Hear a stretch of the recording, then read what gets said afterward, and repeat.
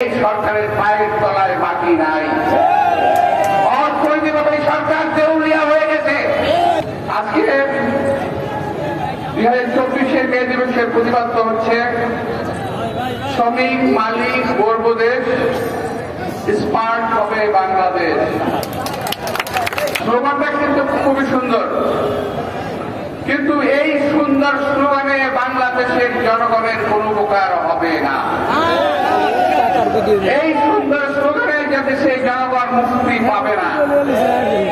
এই দেশের জনগণের মুক্তি, এই দেশের শ্রমিকের মুক্তি, এই দেশের রিক্সাওয়ালার মুক্তি, এই দেশের ঠেলাগাড়ির মুক্তি, এদের সকলের মুক্তি নিতে হচ্ছে এই অবৈধ সরকারের অপসারণের উপর।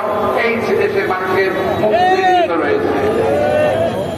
অনেকেই বলতে পারেন বিএনপি পারে নাই, বিএনপি পারবে না, কিন্তু বিএনপি চেষ্টার কমতি করে নাই। এই সরকার অত্যাচার অন্যায়ভাবে আমাদের আন্দোলনকে নিষ্ঠুরভাবে দমন করার চেষ্টা করেছে, নিষ্ঠুরভাবে আন্দোলনকে দমন করেছে। আমাদের মন্ত্রী সাহেবরা বলেন যে জেলে কোন রাজনৈতিক বন্দী নাই, কাউকে রাজনৈতিকভাবে গ্রেপ্তার করা হচ্ছে না, সবাই অপরাধী। আল্লাহ মাফ করুন, যদি সেই দিন 1971 সালে যদি আমরা যুদ্ধ যদি ওই দিন আমরা জয়লাভ না করতাম, তাহলে আজকে আমরা দেশদ্রোহী হিসেবে চিহ্নিত হতাম। যেহেতু আমরা 71 সালে মুক্তিযুদ্ধ করে জয়লাভ করেছি, আমরা কেউ গাজী হিসেবে, কেউ শহীদ হিসেবে উপাধি পেয়েছি, কেউ বীরত্ব হয়েছে, কেউ ব্যতিক্রম হয়েছি। সেই দিন যদি আমাদের দলকে নিষ্পেষিত করা না হতো, যদি অত্যাচার করা না হতো, যদি বোমা কেসে না মারা হতো, ইনশাআল্লাহ ওই দিন আমরা কিন্তু রাজপথে জয়ী ছিলাম। রাজপথ বিএনপির অধিকারে ছিল। এই সরকার আজকে পুলিশের ক্ষমতায়, বিভিন্ন সরকারি পোশাকি প্রতিষ্ঠানের জোরে এই সরকার ক্ষমতায় টিকে আছে। এই সরকারের পায়ের তলায় মাটি নাই, অর্থনৈতিকভাবে সরকার দেউলিয়া হয়ে গেছে। আজকে টাকার টাকা পড়ে চলছে।